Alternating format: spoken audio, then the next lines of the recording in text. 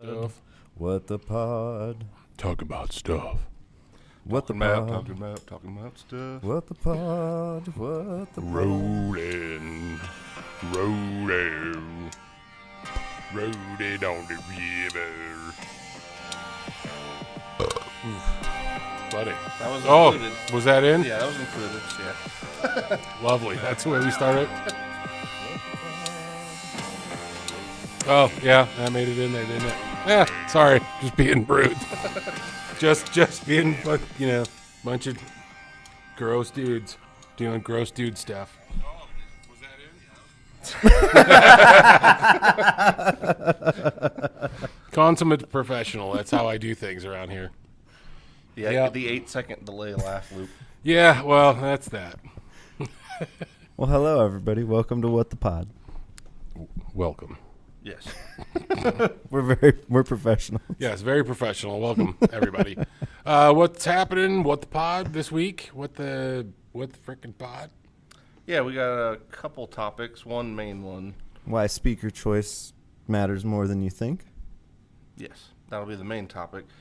I guess we could start with some of the subtopic stuff, and if there's anything in the chat, 'cause I can't read it from here, but you guys can let me know. If They're just all saying So hi. Dave said I'm assuming me not to quit my day job. It's all right. I really can't quit my day job, can I? I could. You could. You'd take us all with you. Right. Yeah. You're like, I quit. Well, where are we going next? Yeah. What are we doing now? It was funny. I was talking to somebody in here earlier. I'm like, yeah, if we had I don't give a shit money, I'm like, we would just all still just show up. And like, if we didn't have to turn a profit and we just had like endless cash, I'm like, we could just keep going the way we go, but we don't even have to open the doors. we could just, Yeah, like you know what I mean? Like, we could just, we're like here to hang out. It's And like, that's hey, I met it. this dude. He's actually okay. We're gonna actually sell him this thing. Otherwise, no, we're closed for today. Yeah. Yeah, you're like, I don't think so. Yeah. It'd be great to just be able to go, yeah, I don't think so. Yeah. I don't know. Yeah. Yeah. It's like, after all, I don't really want you to have this. Right. Yeah. Oh, man. That reminds me of that. This guitar didn't choose you. The PRS that we had. The Stella. Oh, Jesus. Yeah. The S2. Oh, Yeah. that lady bought. After destroying several other things. Yeah, in I the bet you room. that guitar is somewhere under a bed somewhere. Oh, That or it fell off a hook again, like every other Like thing she every- touched in the store that day. yeah. Mr. Magoo's sister. Yeah. Miss Magoo. Miss Magoo. Yeah, she was a real charmer. Real charmer. Anyway. And so the other thing we were going to talk about was the G&L situation. Yeah, the question that's probably been brought up the most in the past week. Yeah, it's all over the interwebs. And Dave was referring to the fact that we can't sing, apparently. Oh. Well, we I'll can. try. It's I'll try maybe better just not for next him, time. Right. You I think our... It might be annoying yeah, I think to our... you. to you. Yeah. I think our interpretation of melody and pitch is very creative. Indeed. Yeah, I mean, who says you have to harmonize it, man? Yeah, this is art, man. Yeah, we're just... This is free-flowing music. Free flow. What is that? Yeah, free flow? No. Yeah, Yeah, something like that. free flow. Improvisational. I don't know. I can't think of it. Anyway. So, yeah. What are we talking about? Interpretive remixing. G&L calling it quits. Or, Yeah. well, Throwing in the towel. speculation, Yeah. Yeah, 'Cause so- I haven't heard anything confirmed one way or the other. And it seems like people are... Because it's everywhere. Like last week, it was like one or two people talking about it. Now it's everywhere. So I'll give you the information that I have from what I know. Because I guess that's all I can. Yeah, really. since you don't. Yeah, since you don't know the other. So I really appreciate everybody wondering, wow, there must be some real deep insight here. So, yeah, as far as I know, like you said, there's been no official email sent or any... Oh, motorcycle. I'm Sorry. like, man, I can hear Yeah, that was loud. That's Through our loud. headphones. Yeah. So there was no official There's been no announcement made. Yeah, at all through GNL on the website or to dealers at all. So from what I've gathered, and from what I've known from talking to some other, what the speculation is. Yeah. I don't know why Janice would have returned one, but that's okay. They're not for everybody, but I get it. So there's been no, like I said, there's no official announcement, but from talking to some people on the inside, it looks like they, back on the 15th or so, called everybody in and basically kind of furloughed everybody. And then I also heard that they did have a meeting and say that they're shuttering things. That being said, I also heard that there are talks happening with other companies. So there's been speculation about Fender, but there's also been, I've heard of other companies that I don't have any names for that could be interested. What I heard was that there are other parties that are possibly interested. Like possibly Music Man or somebody? I could give no indication of who, because I don't know. Like that would be my speculation is all. Yeah, just that's Fender the other connection, yeah. I guess. Yeah, I mean, at this point, I don't know that if Ernie Ball would, because I guess I feel like with the speculation circulating, Fender makes the most sense, obviously. Fender makes the most sense. I mean, in terms of why they would want it, it's a marketing dream for them. Oh, yeah. And they'll get their colors back. Yes, they'll get their colors back. They'll get Leo's likeness back. Yeah, there's a lot of advantages for Fender to pick them up on a marketing side, sure. Yeah. I mean, I'd rather they don't, personally. Yes. No, I would much rather they stay separate. I like GNL as GNL. Yeah, I feel like that would be. Because those that know, my number one that I play all the time is my GNL ASAT. I have a feeling they will scoop it up and GNL will disappear. Well, it would either disappear or it goes under the specialty brands like... Yeah, if they ran it like Charvel. Like Charvel or Jackson or, like that. It would go under... EVH. Yeah, EVH. It would kind of go into that category. So, I mean, they could keep it where, those colors are available there, but they could absorb all of that. Like Dylan said, you get the likeness, all the things, and they could really...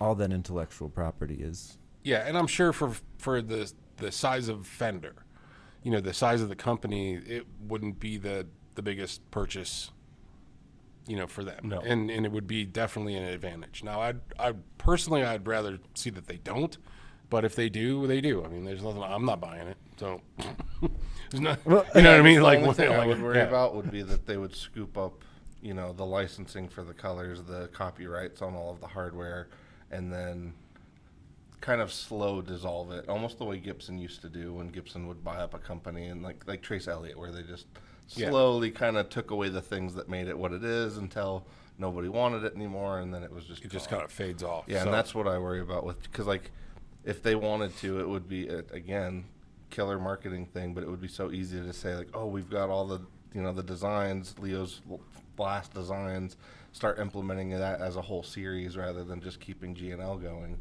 Yeah, I mean they could certainly utilize the that pickups, the Legacy bridge, the bridges, that like all of that stuff could start being chopped up into series stuff for Fender. I was thinking, like, I keep going back to the colors thing, but isn't that a huge thing with them currently? Of like they can't offer seafoam green, surf. Yeah, or I think surf outside green, of the custom shop, Sonic blue. Yeah, they can't do the standard old Chevrolet colors that Fender used to do because GNL scooped back up the copyrights on at least some of the original lineup colors. And so if they could go back to their original legacy things, candy apple red instead of Coke bottle red or whatever it is. Yeah, now. they can certainly. I mean, they're the ones that would have. Yeah. The biggest, interest, I would assume. But I don't know. I'm not, I don't work at Fender, nor do I know how they're approaching things. But, yeah, I could see how it would certainly benefit them. And, so we've had a few people mention that they return their GNL. And it all depends, I think, also where you bought it from. Some of the stuff isn't for everybody. My ASAT Classic is my number one, and it sounds awesome. I've never had any problem. It's been incredibly stable. I actually have 3 G&Ls, so I'm a big fan of the company. I really like their products, and a lot of folks, there are a lot of folks out there that do. Dave makes a point, you know, you didn't seem to hear a lot about G&L before the layoffs. Part of that is on G&L, and that's part of why we're here having this conversation is, and I've said this for years. We've carried G&L for what, 10 years? Yeah. Since the beginning. I mean, that was one of the first brands I brought in because I always liked them. Mm-hmm. And so I think a thing that we've discussed before is their marketing strategy has always been. I mean, they had so much there, So much to play off of. so much to play off of, and I don't think they always utilized it to the best that they could have.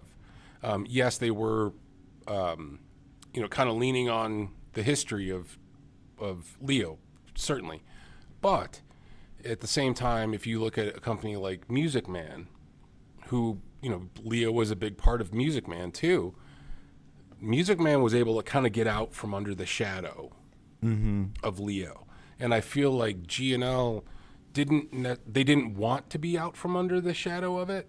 And I think that was part of the problem is that they still needed to go, hey, we're G&L and we're firmly based in Leo's designs.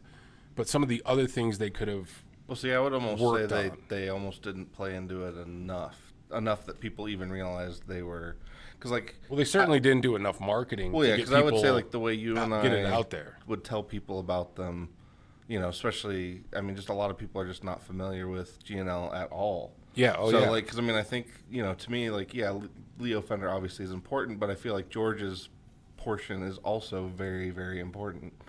And so that fusion of the two of it was literally the main 2 engineers of the early stages of Fender starting their own company. There's a lot to play off of there that they hardly ever even let people knew they were around, let alone associated with Fender, let alone associated with George. And then it's also the last designs that Leo never got to implement with Fender. Fender, right. There's so many things to really drill in on in terms of your marketing, and I feel like a lot of times people just didn't even know about G&L. Right, and they had 45 years to do that. To do it, yeah. You know what I mean? And as of recently, I don't think that they promoted that well. So when I'm saying trying to get out from under the shadow of Leo, I'm saying after Leo passed, not saying that we're Leo's gone, let's move on. I think there was design elements that they could have really shine a lot of light on. Mm-hmm. There was more promotion, marketing stuff that they could have done to get the word out. Because I can't tell you how many times we've told the story of what G&L is, and then people go, "Oh, wow, I didn't realize that." Okay, now I understand. It's not just a knockoff brand that makes this. It's and that. the continuation. It's a continuation. Yeah. It's the more modern. I used to tell people, I'm like, these are more modern designs than some of the current Fenders because they're still using the old 2-point or 6-point system on the trems, or just to be classic about it. Well, and that's the thing, right? And and it's you could the full fulcrum systems, and then even the stop tail, on the Tele Custom. Well, and the threaded saddles for Jazzmasters. And, there's a whole bunch of stuff that was there that they could have really played on, but I think their marketing approach wasn't there, and I think that may lead, if we look at who made those decisions, mm-hmm. and if they were willing to take those chances and try things, that may be where the issue was. Well, and I was just thinking about. That was a nice gentle landing, right? Did they paint themselves into a corner even of we can't evolve as a company because we are stuck at the end of Leo Fender's life? Well, that's going to come from the top down. Yeah, and I would say because there's sort of 2 ways to look at that when that sort of thing would happen is if you sell it from an engineering standpoint, which I think there's there's always going to be your purists. Of course, there's always going to be people that want the original look for things. But if there's a huge market, you know, especially any of like a lot of the dudes in the chat that are interested in, you know, people making guitars and improving on things and re-engineering things or improving on them in that way. And so I think the way that they could have gone would have been like, you know, drill in on the engineering part of it. Like these are the things that like Leo never intended for the original Fenders to be the same thing forever. To be the end of it. Yeah, Like those, it's like, and like, those are the old designs. yeah, he was doing the essentially. best he had with what he had available, with what he could produce without making it overly expensive. And it was also intended to be something that the end user could work on. Like that was a huge part of like why tellies are the way they are and why strats are the way they are, is like that those are intended for the user to be able to work on them or replace parts. And it's like with G&L, you had the same options, but that's actually something I feel like they're not very good at either. Like they never hit the aftermarket part thing. They never got in on like, hey, this is like, this is the engineered system that Leo wanted to do with Fender, was never able to. Like drilling in on making sure that people know that these are the improvements he always intended to make. And it's like I think they always kind of locked themselves in, almost like, like the evolution stopped when he died, rather than drilling in on his idea or his want. Because most engineers, I think, would agree that like improving on things is always going to be the way. I mean, it's always the way why not forward. make something more efficient or easier or to work on, or would create less roadblocks to where you want to be, like the fulcrum system for like an S500. Yes, exactly. Is arguably, and I personally think it is a better system than what The you get traditional, than a traditional Strat. Yeah. You know, it's easier to kind of set. It's actually smoother. You know, some of the locking trims like on the ASAT, not necessarily the more traditional one, but on like the ASAT, was it the custom with the two jumbo singles? The special. Special, Yeah. that's it. That's a great trem setup. It's the metal's there, so you have the high mass bridge. And you have the mass. It sits in the body. I mean, they sound great. You know, I mean, we got one up there, and I'm like, I might just take that one. I might just take that one too. Could that be another? Well, you brought up something. You know, these Fenders, Tellys, and Strats are very customizable. Yes. There's lots of pick guards. There's lots of aftermarket pickups for them. G&L is like you have to get a Z coil, or you have to replace everything. Yeah, and that's kind of what I mean. But even like the availability of parts for G&Ls is really difficult. Was always difficult. Well, that's what I mean. They So if you're could've- like, well, I kind of want to maybe upgrade my guitar in the future, so out of these two, I'm gonna grab the Fender I because see what you're saying, because the platform is available for modding it. Right, that right. makes more sense. Yes. Yeah. But the thing is, they That's could a have. good point. They also could have worked on that side of it as well. Right. So they could have kind of like what we've seen with some of the Fender stuff. You know, Fender puts out. They put out the pre-wired pickup sets with, hey, these have the 60, 67, 65 or whatever that series is, or these are more of a classic the Tex-Mex. or 60s or whatever. I mean, that availability could have been made for G&L as well. It's like, hey, here's a pre-wired Z coil with higher output. Or there could have been, or even just the availability of pick guards so that you could put in whatever normal pickups. yeah, like, or if you wanted to put a Fender Fender pickups in your G&L because you do prefer that, you could have. I mean, I have a set of the MFD ASAT Classic pickups in a Fender Telly. Yeah. Because I like those pickups better than any of the other ones. Yeah. Now what I like is different than other people, obviously. But I put that in my original Telly, the first Telly I ever bought, the red one. Like Ruby has those in it because If you've never tried the MFD pickups, you are missing out because they are really good. Yeah, I agree. I got extra ones at the house that I've kind of collected over the years. Yeah. Well, and that's They're gonna go in that Fullerton I just grabbed. Yeah. Well, and I was going to say, I mean, I think that the overarching theme with that is, I suppose, missed opportunities or kind of not hitting the right thing at the right time in order to stay kind of competitive. Because, like, that is the thing, is like G&L versus Fender is not really a fair comparison. But G&L there's still some things that they certainly could have done And in this, because I mean, it's been 50 years. Like, there's certainly a number of things they could have done to kind of get in on that side of things. Because it's like there's a lot of smaller companies that provide means of customizing their thing. So like you can do it. It's just whether or not you want to. Because like that's even for our own customers, like getting parts for them has been difficult. And so like that's even parts for us, right? And to so get that's parts what I for mean. us Like, has been a challenge. yeah, so like that's something that I feel like, and I hadn't really thought about it the way you stated it, Jacob, in terms of like, it's kind of like why people used to always harp on buying like American-made cars or whatever it was, or even like I guess the way to relate it to is like Harleys, like Sportsters. Like there's so many aftermarket parts for those that you can do anything and everything you want to. Mm-hmm. So yes, it's not the most efficient thing. It's not the thing that's engineered the best. It's just the thing that's the easiest for the end user to mess with and work on.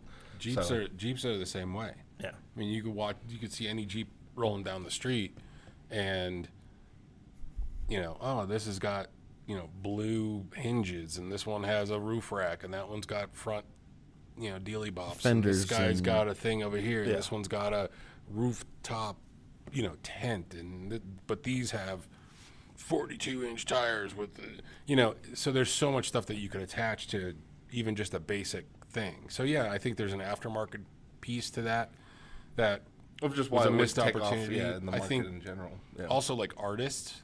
I mean, they've only really had Jerry Cantrell for the longest time, and he was probably arguably the biggest artist that used them. Mm-hmm. Not saying that there wasn't plenty of other artists that like them. There's a lot of people that liked their G&L bases and all that stuff. We just The didn't people get that enough. like them really like them. Well, and Yeah, what's odd yeah, is yeah, I yeah. found, at least when I was looking into some of this before, was a lot of the 90s guys that were Fender guys hopped on with G&L for a while. Like there was a little window of time where you were seeing a lot of them playing G&Ls, but it didn't stick. Yeah, And that's like the thing. the Like, thing they is like didn't- Fender was pretty good about swinging in and snatching up, signature artists. Whereas you're right, like with G&L, it was more of a, Jerry happened to really love their guitars. Somebody, that just kind of happened to evolve naturally. Because he was, I think, if I remember right, he was actually working at a guitar store that sold G&Ls. That was how he got in with the rep and the whole thing. And so it makes sense, but it's like I don't know. I think there's, again, like we were saying, missed opportunities, or ways that they could have certainly been more present in the market. But Yeah, and what's Terrell saying now? I was going to say, with what he's you just talking. said, He's yeah. just worried. He's worried about my fuzzy dice on my Jeep. Oh, Pink fuzzy dice. Yeah, it's fuzzy all right. dice and ducks. I'll do it. Like, Yeah, what's I mean, not to like totally derail what we're talking about. Well, What is why the do- ducks Why do people have like hundrds of them now? In the on thing? 'Cause, their like, I saw this lady the other day. dashboard? And it was like a whole rainbow of ducks. Okay, so there's a few traditional things. All right, we'll sidetrack for 2 minutes. So there was kind of a traditional thing. I've driven a Jeep for a long time. The one I have now is probably like my 7th. In the Wrangler style or CJ7 style. Mm-hmm. I did, I had a Cherokee for a long, long time, but like back when I was younger. And if you drove like a CJ7 or even a Wrangler, there was always this little Jeep wave you would do. You drive and you do like a 2-finger wave. Yeah, the way like motorcyclists always wave. Yeah, like motorcycle kind of thing. And that was the thing I remember when I first bought my first Jeep, which is, I don't know, late 80s. I'm driving and guys are doing this wave thing. I go, what the hell what's going on? And I realized that was just part of the culture of, if you drove a Jeep, you're kind of in this little club. Because at the time, the Jeep didn't have everything that you see now. So they kind of leaned into that. As far as if we're talking about marketing. Well, they're an OEM kind of company. Yeah. Like, that's So if a you- company that was like, yeah, sure, make as many OEM parts as you want. It's just going to help us sell more Jeeps. So Right, exactly. And that's all. It's been that case for a long time. But that was part of that was just part of the culture with driving a Jeep, is that you had the little Jeep wave. So somewhere along the line, people started putting these little tiny rubber duckies. rubber duckies and saying, your Jeep is ducky. Yeah, right. No, that is the appropriate reaction. So at some point, then Jeep decided to kind of lean into that, and it became a thing where people are putting these. Because you pick them up wherever you like go Jeep. 4-wheeling or whatever, right? Is that like the Well, thing? No, it's just like you park your car at the Costco and you come out and there's a duck on your Jeep. Like someone ducks you? Yeah, other people do it to other people's Jeeps. You like give them as gifts. Was You- it? Yeah. Is so it that an was insult, the- or is it more like a haha? Like No, like it a was like jab? I like your Jeep. That was the Oh, intention okay, is okay. they have this ducks and you give it.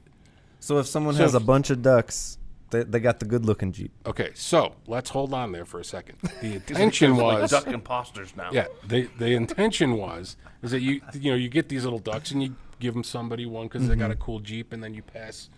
If you got one, you pass it along. If you see somebody else's Jeep that's cool, you get a duck on the door or on the hood. Now or there's all whatever. kinds of people resting on the merits of these other fake ducks. Yeah. Now you got assholes that are buying ducks off of Amazon and putting them on their dashboard themselves, just to show. You see what? Just to be a collector of ducks. Yeah, and then that becomes a duck collection thing. And then what happens is you got all the guys that drive Toyotas going, look at these assholes with their ducks. And now we've got And then you have people that are like, I don't want the ducks. The ducks is not a thing for me. Okay, and so it becomes like one of those things. I did get one. I've gotten one. It's in the glove box. I only have one on the dashboard, and I have one more that's coming. One is Lemmy, and the other one is Ozzy. And so I figure I'm like, that's as far as I'm going to go with that. Because I'm not going to be, funnily I'm not a enough duck guy, but those two guys, they can hang out on the dashboard. the only 2 Funko Pops I have are Ozzy and Lemmy. Yeah, so it's just one of those things. But I think people have taken it too far, and then they just go out and they go buy something from like Oriental Trading Company or Amazon or whoever sells these little mini ducks, and they just put them all over the windshield. And it's terrible because, like I said, anybody that does any off-roading, See, it laughs because sometimes people leave the ducks on the trail, and then you got guys that are posting stuff going like, okay, if you're gonna have fun with your stupid ducks, don't leave them on the trail, leave no trace kind of thing. Mm-hmm. So it's become this, there's a whole section of that, the Jeep culture that's like, I don't want the damn ducks, please with the ducks. This is, you know what I mean? Like you've never gone, this thing has never touched dirt. Well, that's I was going to say. I've Screw the noticed the ones with the most ducks look like the most impractical Jeeps. Those are the pavement princess Jeeps. Well, yeah, because they're like these giant, like limousine, like Jeep. Yeah, they're things never that- gonna, yeah, they've yeah. never, that thing has never seen dirt. No. So See, that's the, and it confused me because when I was a kid, we used to go up to Breckenridge, and there was like a duck race every year. You'd put a number on a Yes. duck, Yep. Mhm. and they'd dump all the ducks in the river, oh yeah. Yeah. and then it was like a whole thing. Mm-hmm. So So I thought it had something to do maybe with that, like you went places, and then you'd pick up a duck while you were there, and they were like maybe more difficult to get to, so you needed your Jeep. yeah. So no, I mean, not that at all. no, I just I think in Yeah. a nicer world, maybe. maybe, but it's just a weird thing because Like those I've had my Jeep stickers. for- Remember, you used to get like a sticker every time you'd go to a park, national park. People Yeah, had all yeah, those yeah. like Well, Yeah, used to before Vail bought up all the peaks. You used to get. they bought up all the sticker company. Well, just no, kidding. like All the when sticky you, bits. well, at least in the early days of snowboarding, like you used to get a little sticker from like for each peak. Oh, So when I was a kid, all the like any of the snowboarders, if you ever saw them with a bunch of decals on their helmet, then like you knew that dude had been everywhere because that's what Yeah. that's what those were, was like every one that you'd been to that had a significant peak, you would get one of those stickers only if you did it. If you completed did it. yeah. oh, that's cool. And so like if you saw a dude with a bunch of them, you're like, holy shit, that guy's been everywhere. Yeah, So, everywhere. yeah. And yeah, see, I think that's a cool thing. I think that Jay Valenti over here is saying the same thing. He's like, which is why I don't do the duck crap. He does the wave, and I do the wave too. But I'll tell you what, So with there's not like a whole anti-duck. yeah, community there's that's formed a out of whole the- there's a whole faction of us that are like, I don't want, just stop with the ducks. Like if I get another one, I guess Dylan from Dylan Talks Tone when he was up here, he got one. Oh, nice. But I mean, I've had my Jeep for 2 years. My Jeep's fairly cool. like I've been duckless for 2 years. I got one. After a while, I was like, wait, Where's my ducks? Why don't I get a duck? And then I got one, and I was like, I don't want this fucking thing. until I got the Lemmy one, and I'm like, okay, Lemmy can go, Ozzy can stay up, and those are going to be the only things because at least those are cool. You know, I don't need a duck with a blue hat. Like, what am I doing with this? You know what I mean? Like, it's just not. It's not a thing. So I don't really participate in that. I do the wave, but so I don't. Jay, you tell me what you know. I know we've spent way too long on this subject, but anyway, I usually just wave to other Jeeps that look like the thing has actually gone off road.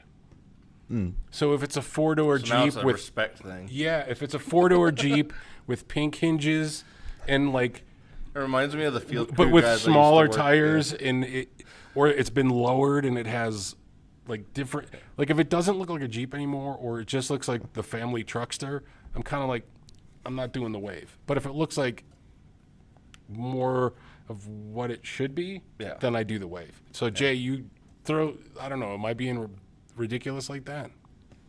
No, it sort don't of know. reminds me of when I worked on the water crew up in the mountains. The field crew guys were always like literally because we were always like having to get into holes or dig shit, so we were always dirty like head to toe every day. And then there was always the the people that worked more in the office, and so all the field crew guys would always say like whenever they couldn't make conversation, they'd just look at them like, nice shoes. Because their shoes were always completely clean, Nice and spotless, clean, yeah. yeah. So yeah, and then for a while they would leave like little things of shoe polish, like that was they would just give the office guys cans of shoe polish. And so speaking of shoes and shoe polish, Oh yeah, Back to speakers. yeah. So back to the speakers GM. are the shoes of the guitar rig, right? yeah, So there we you go. okay, now we've covered Jeeps. We got to put this. They on. really We gotta tie everything together. Yeah, we got to really redo the title for this one. Oh, yeah, I'll So fix we got G&L Jeeps. Here we go. Jay's in. Saying my Jeep looks like it was in a war right now. 35s. Yep, I got 35s on mine. Winch. I got a winch. No chrome. No chrome. I don't have any chrome on mine. Yeah. He See? calls them mall crawlers. mall crawlers. Yeah. And the thing is Which, if you're driving around Aurora, you there's need that because of that rock. that rock. I'd be fine. I got another one this morning. Yeah. Yep. I got 35s on mine. So. Well, I love the picture of that lady too, because she's looking at it like, how Like, could where this did this possibly rock have come happened? from? She's like up on. It's like, how could you be that bad at driving that you actually got enough? You had to be at a significant speed Yeah, to get your vehicle up over the top of that rock, though. that it's like teetering on the rock. Yeah, there's no way. You had to be Yeah, you going. can't accidentally just like you accidentally go up on a curb. It's not Yeah. that kind of. You You're already like, have oh, that. oh, oh. You already have to have a poor performance record. I mean, honestly, guaranteed, because you that thing should be a kind of Yeah, you're high-topping that a shit. test. Like if you get stuck and you got to call somebody on that rock, you should probably lose your license. I mean, Probably. I don't know, maybe just for the safety of others, not for like a shame thing. right. Well, we're not going to both. shame you. You get both. You need to take a break for a couple weeks because clearly you didn't see this 2-ton rock on the corner where you turn. It's like you got two options: surrender the license or go get an eye test right now. Yeah. Oh, okay. Okay, So, back And to so speakers. speakers are the so- rocks of. all right. So we're done guitar with. amps. Are we done with the G&L stuff? I think so. Did we kind of cover? I think so. Just to finish that up, I'm sad to see G&L go. I love their guitars. we still don't know. But it won't be whatever it's been. Yes. So there may be a next iteration that somebody picks it up, whether it's Fender or some other company or something like that.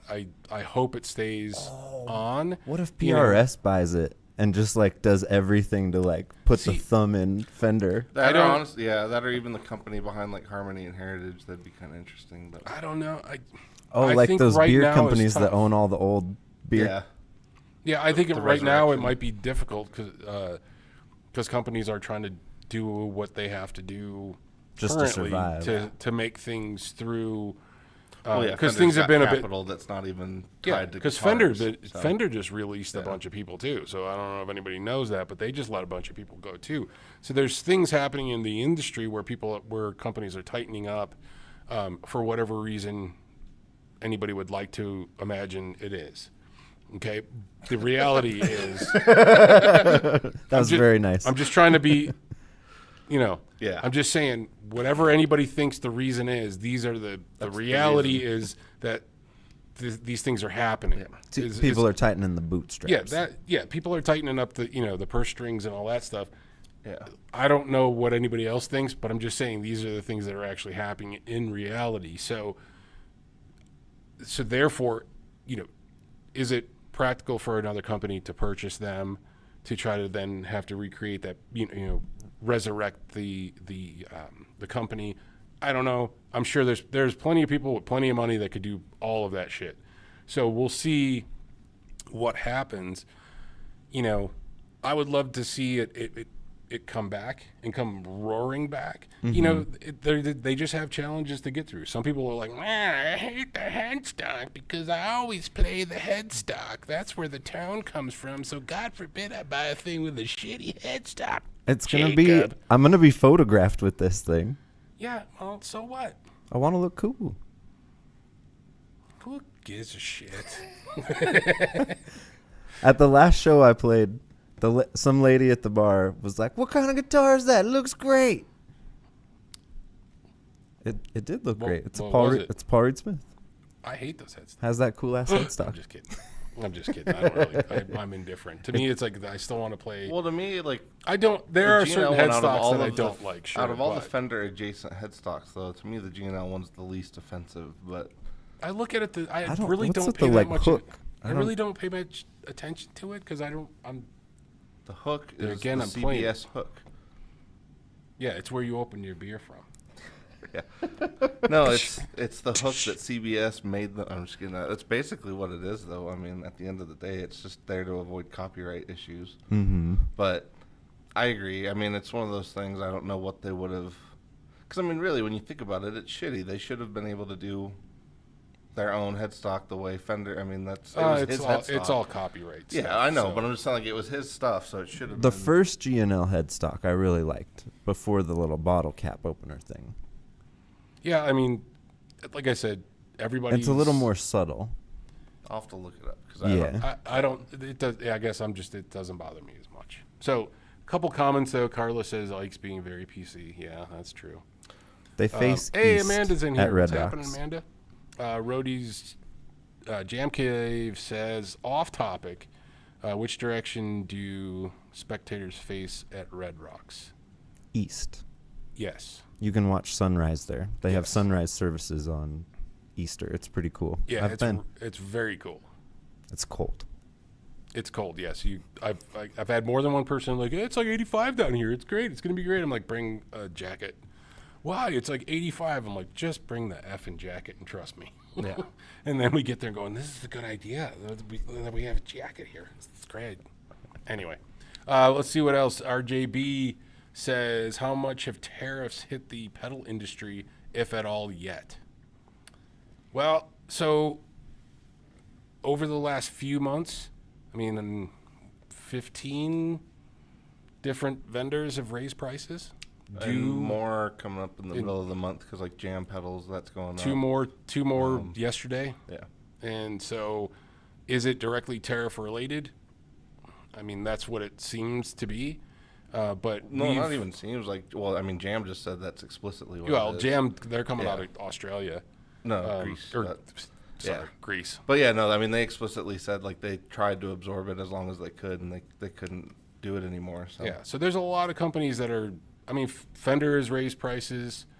I think I've heard a couple more pedal companies say they'll be out of the stock that they had pre-tariffs. So once that's out, yeah, prices From will what go I've up. heard, yeah, Wampler's having like a hard time with part stock. Well, part of Wampler, I think, is because he doesn't actually build his pedals. Yes, and the guy that builds his pedals is building for a lot of is building for other companies, and he's having trouble getting some of those parts because I follow him. So I see some of the things that he's posting in regards to this particular topic. So, I think every company has their own expenses and processes and systems to do, okay? And is it all that? Is it all tariffs? Who's to say? I don't know how other companies are run. Has that impacted it seems to be the case, as we've had a lot of increases over the last 4 months. We've had an incredible amount of. Ask Carla. I was just going to say. You could ask Carla. She's the one raising the prices. Like, We've had she more does all our. Well, not Don't her, blame wait a Carla. minute, it's not Carla particular. It's not her fault. Carla's usually the one that I send the info to and she schedules the price increases to go through like on a specific vendor. And there's been a significant. It's like, here's another one. Well, it's hey, more than Carla, we've ever sorry. had. Here's another one. Yeah. So, is it making an impact? Yeah. From what we can see on our end, I have to order this shit. So it's like when something was, $110 before, and now it's $150. It makes a difference. Is that who builds for Wampler? Yes. So yeah. As far as I know. So John Cusack would have a lot of information because he works with a lot of companies. Well, and Correct. he's straight up showing his bills. He posts stuff. So it's like, listen, I'm just showing you what Yeah, is here. just the reality. Yeah, you can believe it or not. Yeah. But And you can take all the other stuff out of it when on paper this is what it looks like. Well, and I guess I will, since we brought up John, because I was just saying, some of that stuff, depending on your politics, obviously people get into weird arguments about some of the details of that. But regardless of your politics, those things that he's buying to make the pedals do not exist in this country. They won't exist in this country in terms of being produced here for at least a decade. And if they do, they are prohibitively expensive. Exactly. So you can't expect any small company, and when we're talking small, I think as far as the government's concerned, any company under 500 people is still considered medium to small. That's a lot of companies. We're micro. Yeah, yeah. But that's a lot of companies. Yeah. So like even somebody with his experience and with the companies that he works with, like it's just he keeps kind of reiterating that. I think that's why he's getting like so frustrated about it, obviously, right. Is that people are just not understanding that yes, we can say that it'd be great to get this stuff made in the USA, but if you physically impossibly can't get the parts, and you won't be until these factories, if they ever even are in existence, for another 10 years, let alone the people that are going to make the stuff with the expertise, all of that. You can't just magically do that. Mm-hmm. And so I think telling these people that their problems are not problems and that they need to just buy American is really reductive, and that keeps over and over, like overwhelmingly, that's the only response I see him get from people that don't agree with him is that, just buy American and you wouldn't have to worry about it. Right, well, and that's the and it's like, well, you're missing most of the that's, point. yeah. That's the argument. The argument that people are having, and then, like you said, we don't want to get into politics stuff, but the argument is, we'll just buy American. Well, but that's not what he's trying that's to share. Not reality. What he's trying to say is, this is what's happening literally right now, and here are the receipts for it. He's not saying that he agrees and or disagrees. Right. He's just saying this is the reality what he's being forced I'm to deal with dealing with because of this. Mm-hmm. Yeah, with what I'm dealing with. So, and then all that stuff can get into super conversation over what direction you should do or this or that. At the end of the day, it still is what's being paid for, and then what has to happen. Well, and in order to and exist, he has to survive that, and like that's just all right. of us. That's where all of us are at right now. Is like, at the end of the day, it doesn't matter what you believe about it. It does exist. It is a thing right now. It is costing people money. It is costing businesses money. So it's like you can't tell them that those problems don't exist, or that if they had done some other thing decades ago when they weren't a company, that these things wouldn't exist. But you also can't do the whole thinking back, well, you should have done this 10 years ago. Yeah. But that wasn't what the market was. That wasn't what the options to produce a thing were. And there again, it doesn't matter what you think should be done. It's just a matter of what is happening right now. So, and that's what we're seeing. Julie from Earthquaker went in front of Congress and brought up this exact thing of like, we make as much of our products, we deal with as many American companies as possible. And if we could do it 100% in-house, they would. Right. But they can't make some of those things. Legally can't even. So right, and that's why you start getting into And they've done a ton to bring things in house. Yeah, Like all their printing and all their drilling of the enclosures and Yeah. the whole thing. And I know other companies too, other manufacturers. I know two particular that are friends of mine that use a lot of USA stuff, but there are bits and bobs that have to come from somewhere else because that's where they get produced, because that may be closest to the resource center that has the thing to make the widget. Yes. You know, so yes, we can get into all this other. You can get into all the crazy stuff. Please don't comment on our stuff and argue with us about this stuff. I mean, we're not trying to have an argument. We're just trying to Address the reality. we're all addressing a question, and then the reality is of what we're experiencing And what we're seeing from and what people we're in seeing the industry. and that's it. We definitely don't want to get into anybody, get into an argument about politics. 'Cause, Or at who's the- right, who's wrong. At the what end of the should have been day, done, we it just doesn't want to matter. sell you guitar pedals and amps and Things to make music with. Yeah, we just and, want and at yeah, the best price possible. So yeah. Well, yeah, and 'cause so it's not you like can go we- out yeah. and make some noise. Well, yeah, and it's not like and we not have- make any money when you play at the local 'Cause club or we whatever. don't have Well, we don't have fun with price increases. It's not Right. it's not like it actually helps. I mean, it's just, We- doesn't We don't help get to us. buy more hot dogs because of it. yeah. It doesn't help us. It just makes things less attainable for people. So it doesn't really help us at all. The thing is we have nothing to do with it. Literally, we have nothing to do with the price increase. We just follow what is basically mandated on by us. the market, which So is by the companies that produce. yeah. the So I mean, it's not like products. we're doing it. If we could do anything different, we would, but we can't. So it's just kind of what it is what it is. Yeah, as So- Carla's saying, we just want to make music. Yeah, we just Yeah. want to make music and do cool shit, and not do boring stuff. So, anyway, All right. Yeah, So I'd the rather- last 15 minutes, actually, if we want no, to. we got 5 minutes. Yeah, we got like Oh. 6 minutes. Oh, okay. Never Yeah, mind. we're- All right, so I'm going to completely change the title. If you tuned Yeah. in for that title specifically, That we tough didn't shit. talk about. Apparently- Yeah, I'll have to Speakers change will be the, next. We'll talk the about All right, we'll speakers reserve thumbnail. that one for next week. Yeah. So we'll just stay, So RJB says, thanks for addressing the question. Not trying to get into politics. Was just curious what you were seeing. Yeah, and that's that. And I That's think what we we're should trying be to able do. to have is- these discussions we without should- worrying about the politics. Because Yeah, again, we should it's just like, be able to talk about it Yes. and say this is what we're experiencing. We're not putting blame on anything or anybody or any 'Cause certain this- policy or anything, because we literally do not have any control over that stuff. It's just what we're seeing, and And as we've said before, the store has no opinion. yeah, the store has zero opinion on politics. You know what I mean? Like Yes. the store doesn't care.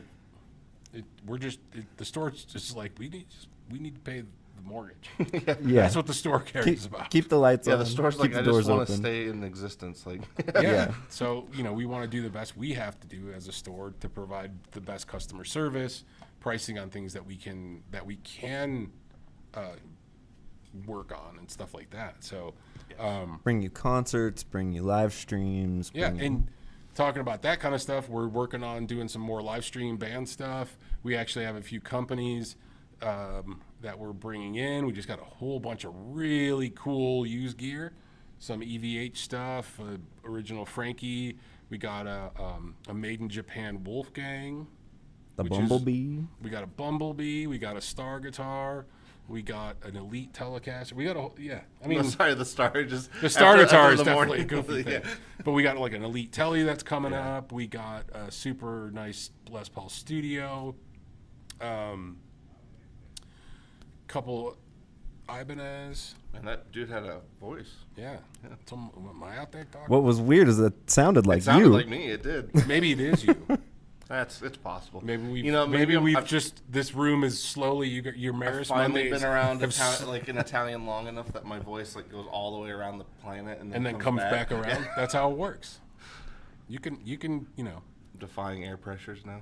Yeah, we're Uh-oh. slipping into different timelines and Amanda says she likes the Japanese Wolfgang. We'll have one soon. It's in like that antique white that I used to play. It's really cool. I know that It's was not how that slick. was intended, but it immediately made me think of like if we had a Japanese, like if Wolfgang had a half Japanese brother, kind of like that episode of King of the Hill when Hank has a half Japanese, but like with Wolfgang. Oh, that would be funny. Does he? Sorry, does he still have a German accent? Oh yeah, for sure. For context, for anybody who doesn't know, we have a regular customer that comes in every weekend named Wolfgang, and he's awesome. He's quite the character, though. He's an incredible. We should get Wolfgang on here to chat. Yes. Yeah. So Wolfgang comes in on Saturdays. Maybe not live. Yeah, We'll do it interview good style. point. So Wolf comes in. He's usually in on Saturdays and stays all day, ish. And it's funny. It's not. That's not a bad thing. Okay, because he's very entertaining. Yes. No, come hang out with us. Yeah, if you want to, just come down on a Saturday. It's a lot of fun. But he gets to talking with other customers. I had two Saturdays ago? Mm-hmm. It was like 2 Saturdays ago.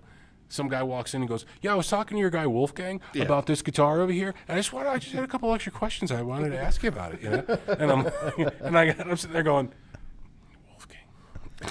so I'm like this, I'm like, he doesn't work here. Well, no, it was funny because but sometimes he'll be behind the counter. Oh, he's made plenty of sales. Yeah, no, he did. Yeah, the other day he sold like a Benson preamp, and so the dude called back, and he was just wanting to thank him because he didn't get to see him before he left. But it was really funny because he called and he's like, "Oh man, I was working with your guy Wolfgang earlier. He sold me this Benson pedal. I just wanted to call and say thank you."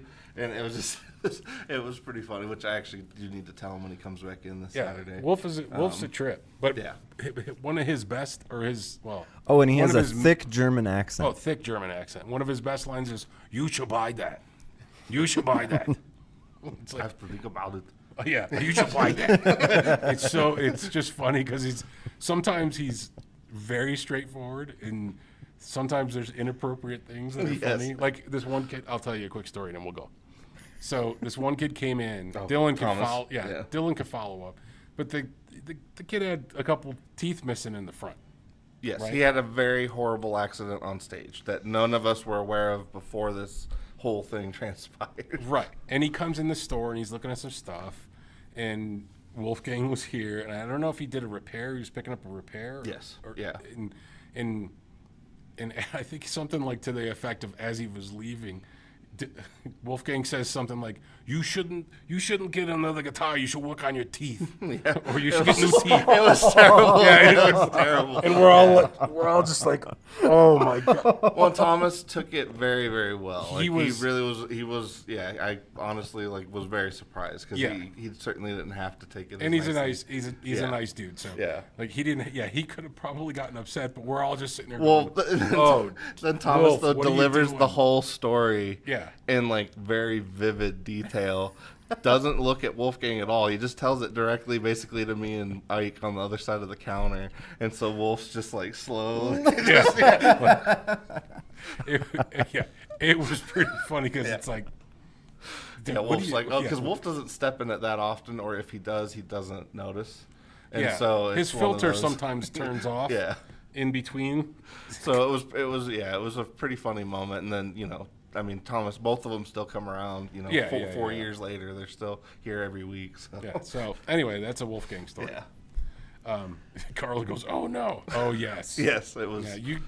Yeah, there's probably the some most funny stuff with him. Yeah. Well, yeah, I would say Wolfgang and Derailed are probably top tier, and trying to outdo each other on the putting us in interesting situations. Derailed definitely is like. He's just waiting for something to happen. He's got like 5 or 6 arrows already drawn, waiting for some, like that one time he tried to beat the black off of me. Yeah. So I'm like, well, that why are you doing this? The door, he's like, they've been keeping me in the basement for days. Why you got to do this to us, man? What? They're trying to beat the what? Dude, stop. And on that note, it's 5 o'clock. Those of you that have watched this for long enough know Derailed. You've seen him on the Derail's in the chat. He's in there somewhere. He might be. No, he was. Earlier. He was. He popped in. He was in earlier. That doesn't mean he's still here. That's true. He just pops in to say hello and then fell leaves. asleep. He's going to get cannolis. Oh, that is the thing, though. He actually always is pretty bring us good, donuts, and he's definitely helps to our, contributes to our waistline. Yes. Donuts. Cannolis, donuts, barbecue. Didn't he bring us barbecue one time? Mm-hmm. Hot dogs. Wasn't there a Yeah. hot dog day? Didn't we get a Mr. Mustard or Captain like that. Mustard or something? I don't know. Oh, Mustard's Last Stand, delicious, Mustard- oh, yeah, classic. Go for a Chicago dog. I saw John Elway there once. Oh yeah. Yeah, that's some old Denver stuff right there. I was just At gonna say. Mustard's Last Stand, Yeah. I saw John Elway. Nice. Well, all right. On And that so, note, please like and subscribe, share with your friends, yeah, if you want to listen to hit that bell for notifications. our opinions on Yes. things, And please, too, just as a reminder to everybody who's not used to the new format, tune in on Monday. We also do our Getting in Gear show, as well as the Maris Monday kind of live stuff. But the Getting in Gear show is basically where we're doing on the demo portion we used to do on Thursdays. So anybody who wants more of the gear stuff, that's where you want to go. and we're going to try to put out some more video things here and there as we formulate our plan. Yes. Yeah, because I might do a thing from my house. Yeah, I've Just kind of testing gear and playing around with things, because it kind of works. I'm dinking around with gear in the morning before I come in, so I'm like, There's the name. Dinking around with gear. dinking around. All right, so that's it. Let's go. We'll catch you guys on the flip side. You playing this out, Jacob? No. Oh. Okay, no, I didn't want to cut you off.